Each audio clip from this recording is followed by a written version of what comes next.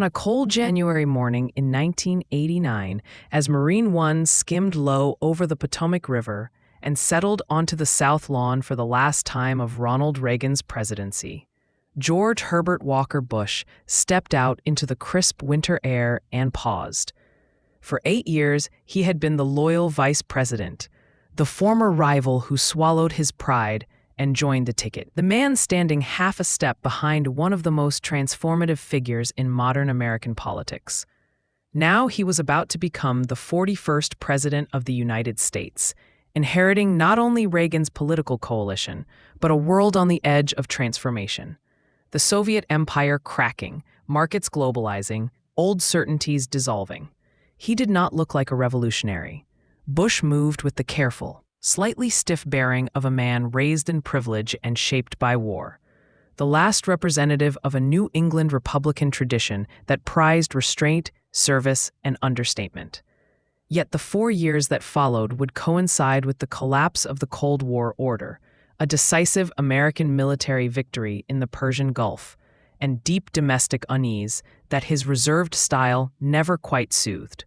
To understand why his presidency feels at once underrated and incomplete, you have to start long before that January morning, in a family and a generation that assumed duty before self.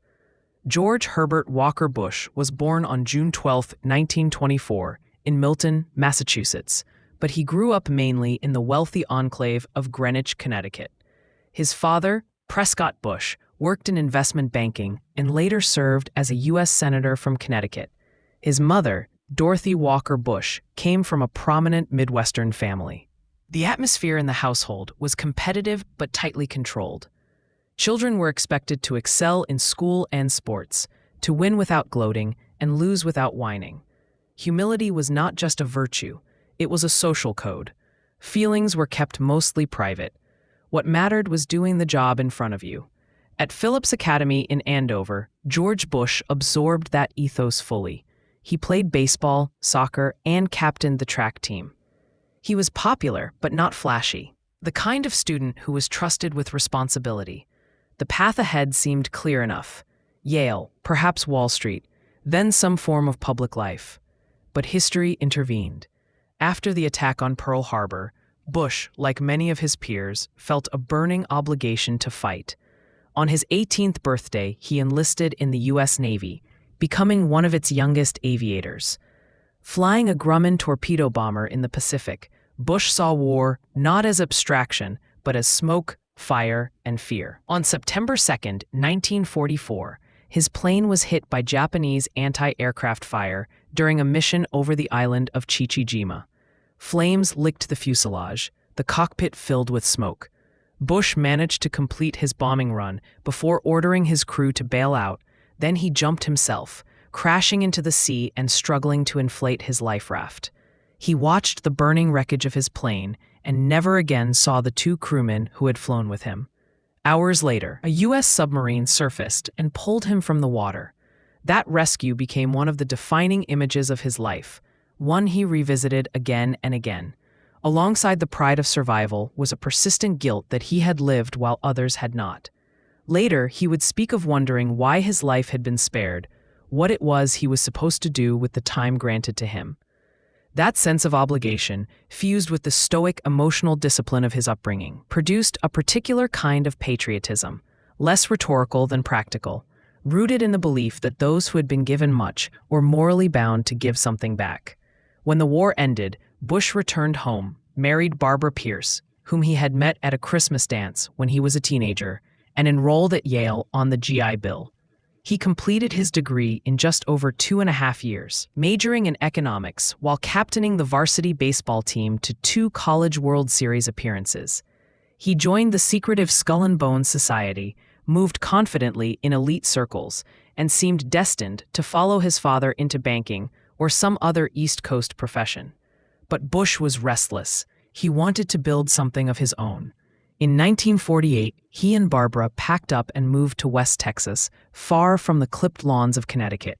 There, in the dusty boomtowns of Odessa and Midland, Bush threw himself into the oil business as a landman and then a partner in small drilling ventures. The work was risky, the hours long, the profits uncertain. They lived in modest housing, sometimes in cramped apartments, raising a growing family in an environment that lacked the polish of Greenwich, but offered something Bush valued more at that stage of life: independence and possibility. Texas changed him. It broadened his cultural outlook beyond the Northeast Republican world he had known, and planted him in the emerging heartland of the party's future. It also taught him the language of a different America, one more populist, more rough and tumble, less impressed by old names. In the 1950s, he co-founded Zapata Petroleum and later Zapata Offshore, building both wealth and local standing.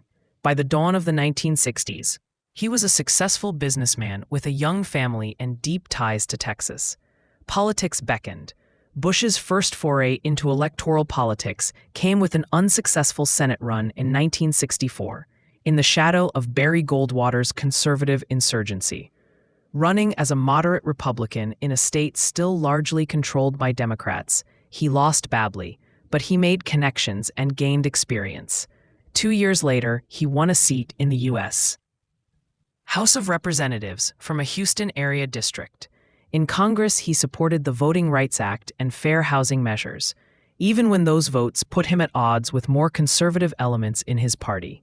He was, at heart, a center-right institutionalist, pro-business, wary of big government, but comfortable with using federal power to right obvious wrongs. His congressional career was short but promising.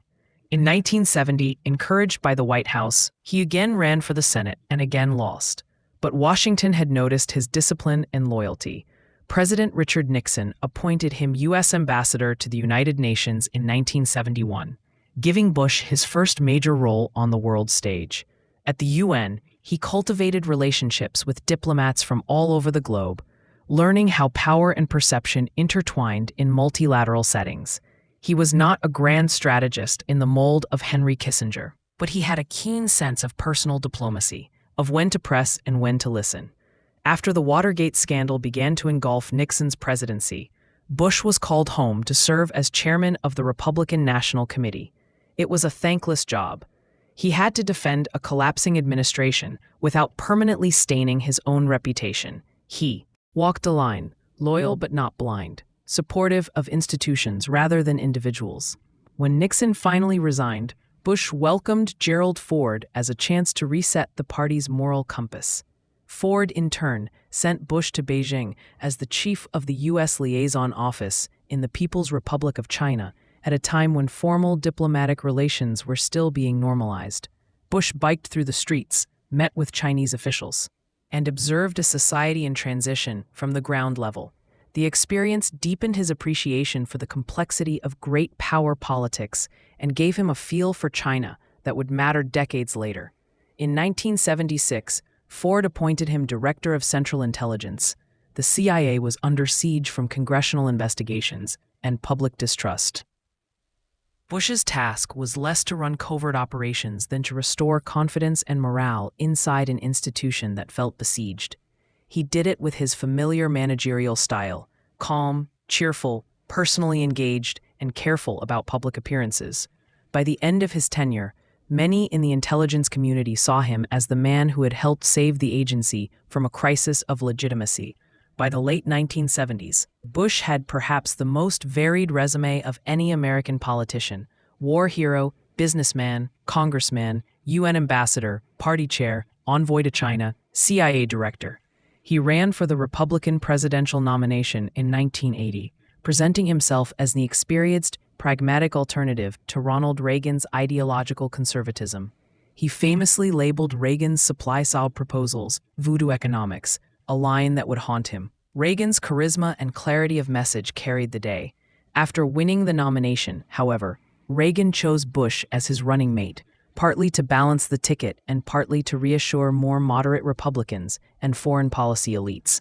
For 8 years, Bush was vice president in a highly visible yet constrained role. He chaired task forces, traveled extensively, attended funerals, and represented the administration in crises, but rarely contradicted Reagan in public.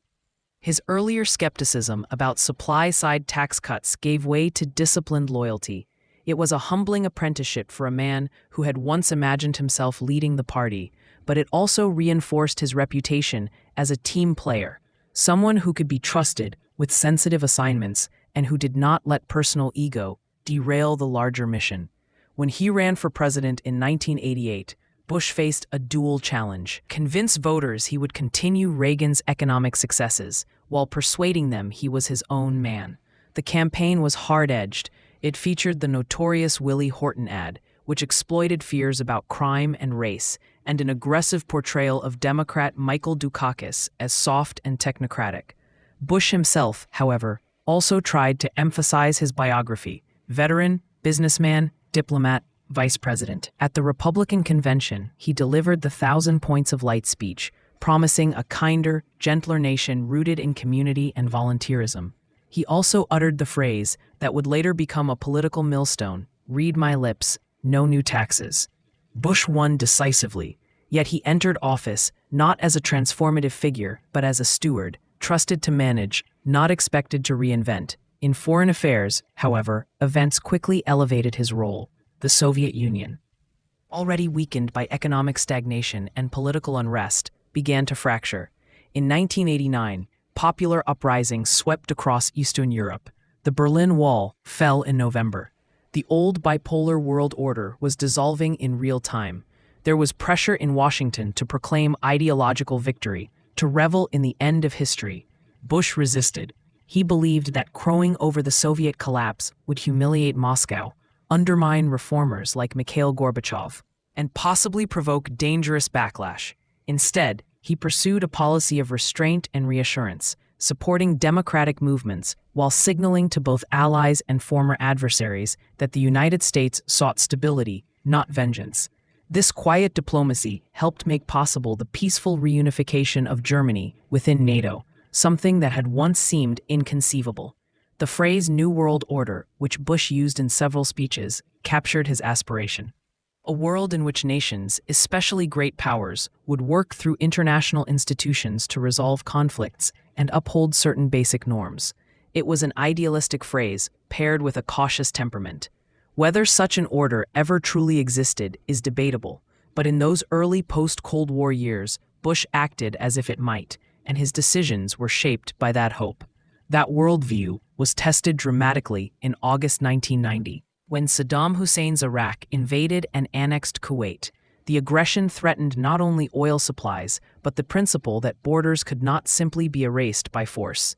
For Bush, the invasion was intolerable, yet his response was not impulsive. He began by building an international coalition, courting Arab states, Europe, and even the Soviet Union, to support a firm stance.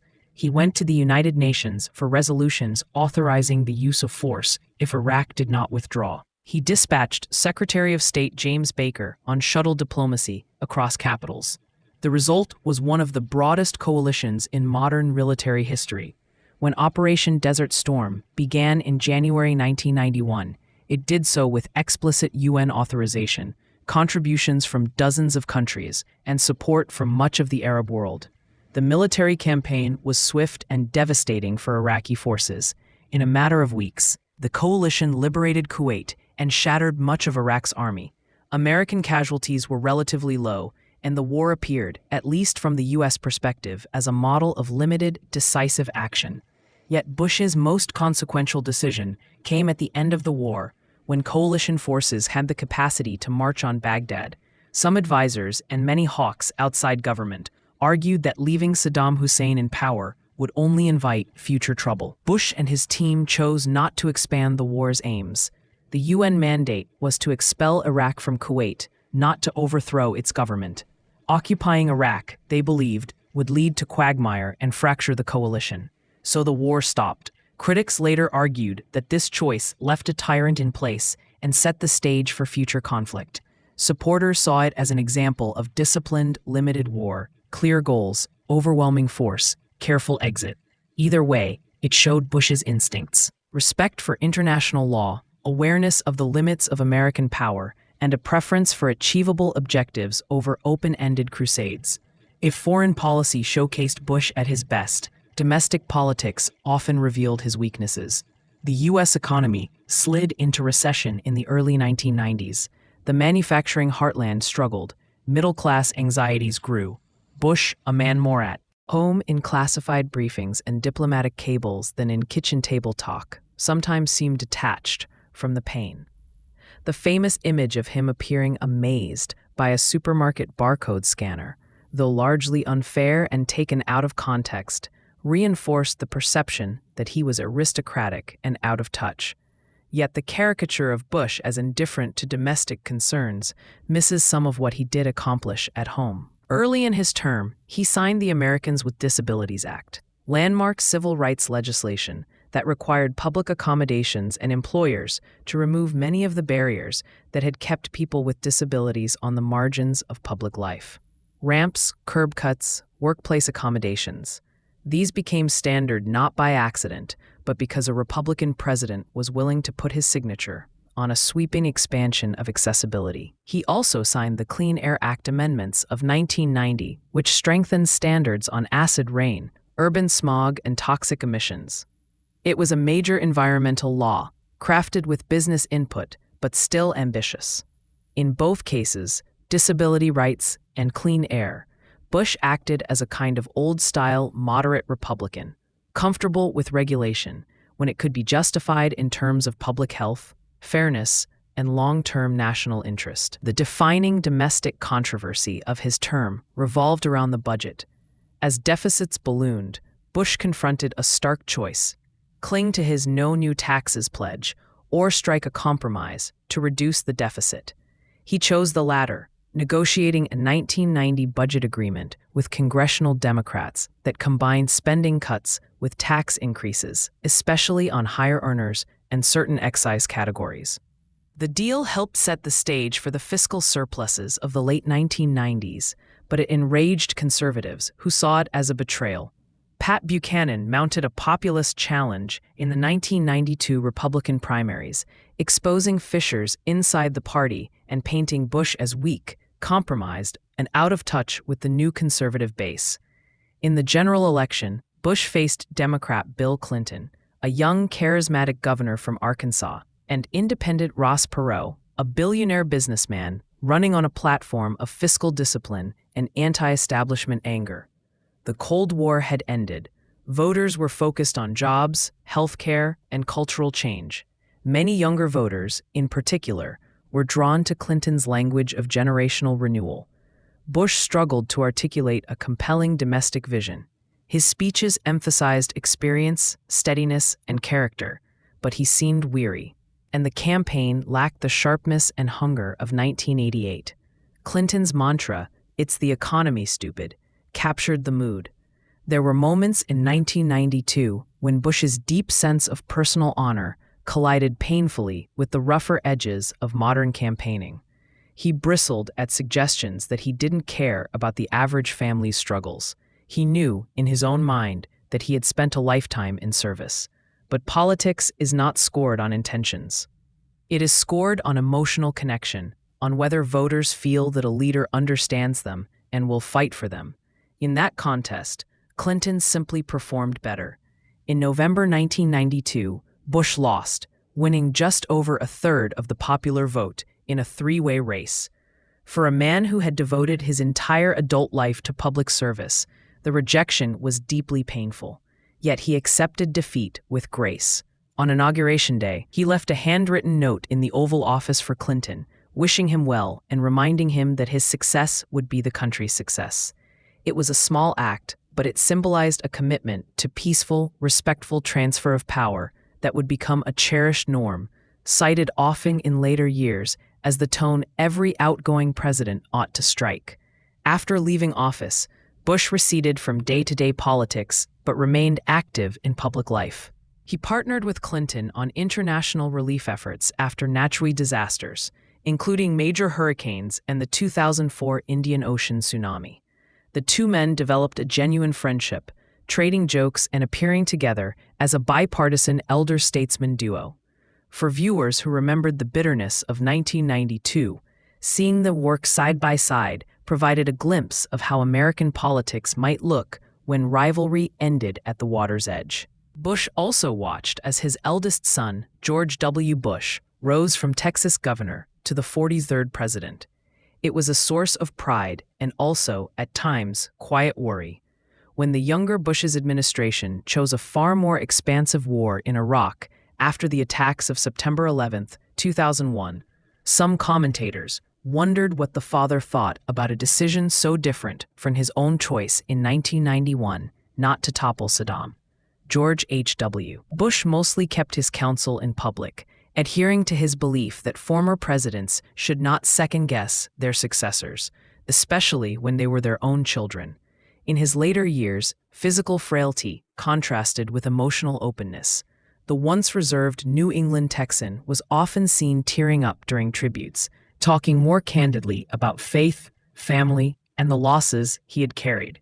He parachuted from planes to mark milestone birthdays, a symbolic return to the moment that had divided his life between the burning fighter in the Pacific and everything that followed. When his beloved wife Barbara died in April 2018, he was visibly shattered. He followed her 7 months later, dying on November 30th, 2018, at the age of 94. At his state funeral, eulogies emphasized not just his resume, though it was formidable, but his character, his handwritten notes, his kindness to staff, his refusal to demonize opponents, his sense of humor, his willingness to put country ahead of personal pride. For many Americans, especially in a time of rising polarization, he came to represent a kind of politics that seemed to be slipping away, courteous, institution-bound, oriented around service rather than spectacle. How, then, should we judge the presidency of George H.W. Bush? On one level, it was a transitional administration, bridging the ideological intensity of Reagan and the centrist technocracy of Clinton. On another level, it was one of the most consequential foreign policy presidencies of the 20th century. Few leaders have managed the collapse of a rival superpower and a major regional war with as much steadiness and as little bloodshed as Bush did between 1989 and 1991. His decisions did not create a utopian new world order, but they did prevent a chaotic unraveling of the old one. Domestically, his record was quieter but not empty. The Americans with Disabilities Act transformed public spaces and workplace norms for millions of people whose needs had long been ignored. The Clean Air Act amendments helped clean up skies that had been taken for granted as the price of industrial progress. The budget deal he accepted, at great political cost, contributed to a trajectory of deficit reduction that later administrations would build on. Yet he rarely sold these achievements aggressively. He seemed to assume that good policy would speak for itself, an assumption increasingly at odds with the media-saturated, personality-driven politics that were emerging. His limitations were real. He struggled to connect with voters outside the framework of resume and duty. He underestimated the demand for a clearer domestic narrative at the end of the Cold War, a sense of where America was headed now that its old rival was gone. He allowed campaign operatives in 1988 to employ racialized fear tactics that stained his record. And his cautious management of the Soviet collapse, while admirable in many ways, left unresolved questions about NATO expansion and Russia's future that would echo into the 21st century. But if you step back and look at the sweep of his life, a teenager flying combat missions, a young father building an oil business from scratch in West Texas, a middle-aged man representing his country in Beijing and at the United Nations, a president guiding the world through the most delicate geopolitical shift since 1945, you see a through line of service and steadiness. Bush was never the most charismatic figure in the room. He did not leave behind a set of soaring phrases that school children memorize. What he left, instead, was a record of decisions mostly made carefully, in consultation with others, with a clear eye on consequences. In an age that increasingly celebrates disruption and spectacle, George H.W. Bush embodied an older ideal, that there is honor in competence, in knowing the brief, in doing the work, in writing the quiet thank you note after the cameras are gone. His presidency may always seem overshadowed by the more dramatic eras before and after. But for 4 crucial years, at the hinge point between the 20th century and whatever came next, he was the person holding the wheel. And the world, though restless and changing, did not spin out of control.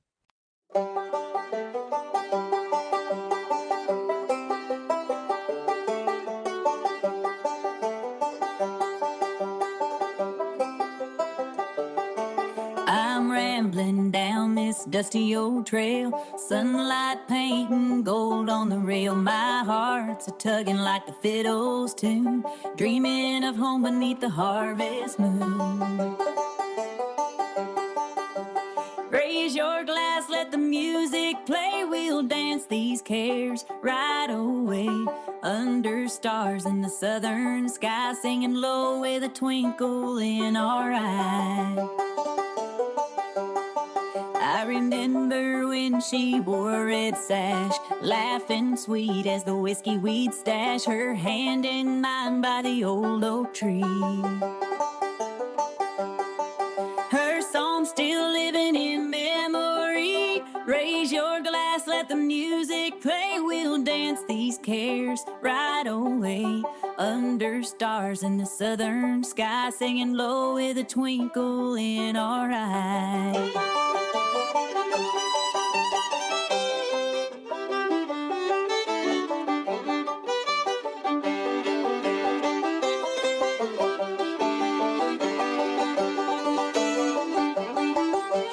Life rolls on like a wagon wheel. Time moves swift, but this heart can feel. Raise your glass, let the music play. We'll dance these cares right away. Under stars in the southern sky, singing low with a twinkle in our eye.